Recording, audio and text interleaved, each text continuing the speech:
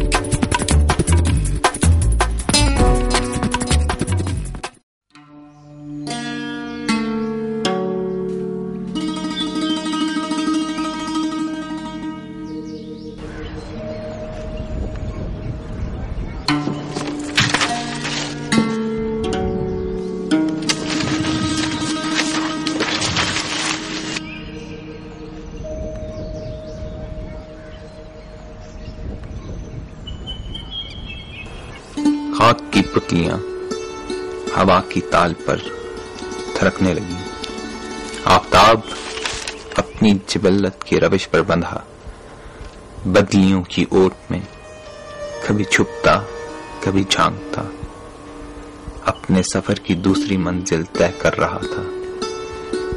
वो मंजिल जहां से उसे कल फिर गुजरना था। यही कानून है सदियों से, लाखों सदियों से अपनी ही तपिश की हिद्दत से झुलसता पिघलता आफताब अपनी नाज़ली को बाहों में समेट लेना चाहता था, जिसकी सुरमई आंखें सिर्फ सवाल पूछना जानती थी। मेरा आगाज क्या है, मेरा कल क्या था। नाज़ली की खाबीदा आंखें धीरे धीरे ढलकने लगी। छम छम छम सपनों की रिमझिम फुहारें छलक छलक कर नाज़ली के हसीन गालों से फिसल रही थी।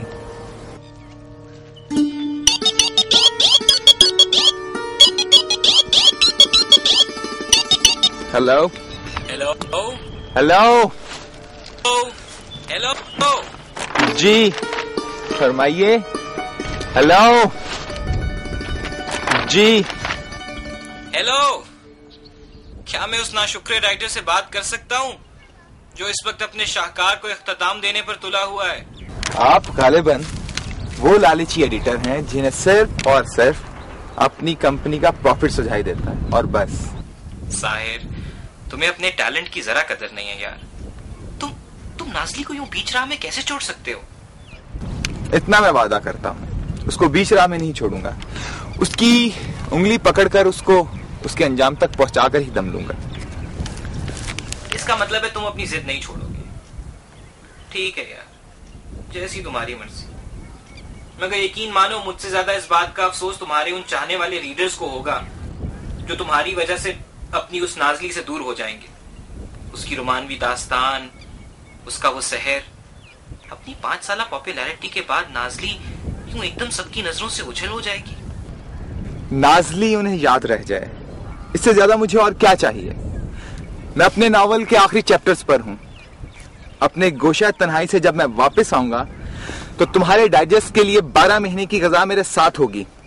उसे हज़म कर लेना। खुदा हाफिज़।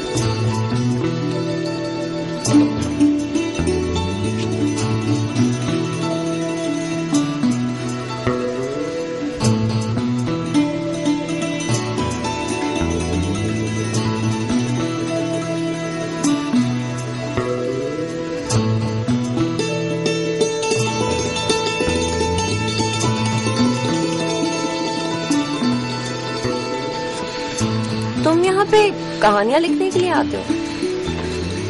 मैं यहाँ पास एक स्कूल में पढ़ाती हूँ। तुम भी कुछ बोलो ना।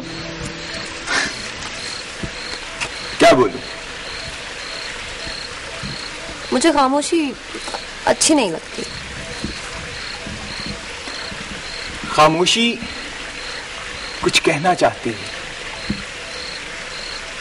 उसे कह लेने दो।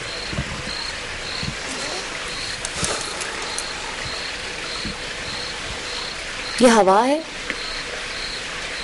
या वादी ने एक सांस मुझे उधार दिया।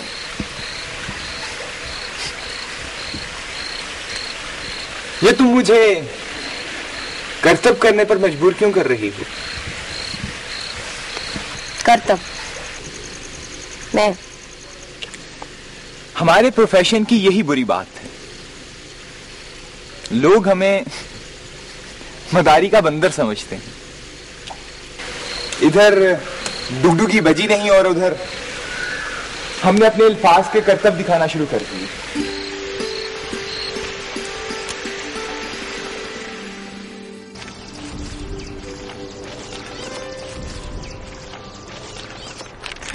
मैं क्या कह रहा था?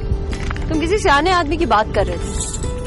हाँ, किसी सियाने ने कहा है कि सोचो, सोच लेने से पहले सोचो, क्योंकि यही सोच कल तुम्हारे अल्फाज बन जाएंगे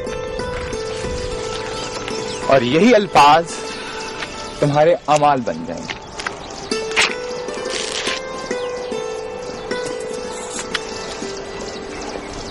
यही अमाल बढ़ते बढ़ते तुम्हारी आदतों में ढल जाएंगे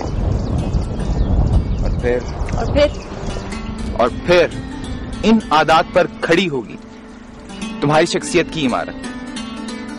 तो जरा सोचो कि अगर शख्सियत की बुनियाद ही खोखली होगी तो क्या होगा? तुम ये सब बातें क्यों कर रहे हो? क्योंकि जब मैंने पहली बार तुम्हें देखा था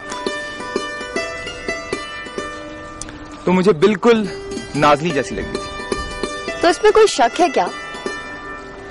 मेरा ख्याल है कि तुम नाज़ली को कुछ ज्यादा ही सीरियसली ले रही हो, इतना सीरियसली कि तुम्हारी शख्सियत में उसकी झलक दिखाई देने लगी। मुझे तुमसे डर लगता है। मुझसे डर लगता है? ये देखो मेरे पाँव बिल्कुल सीधे हैं, मैं चुड़ैल तो नहीं हूँ।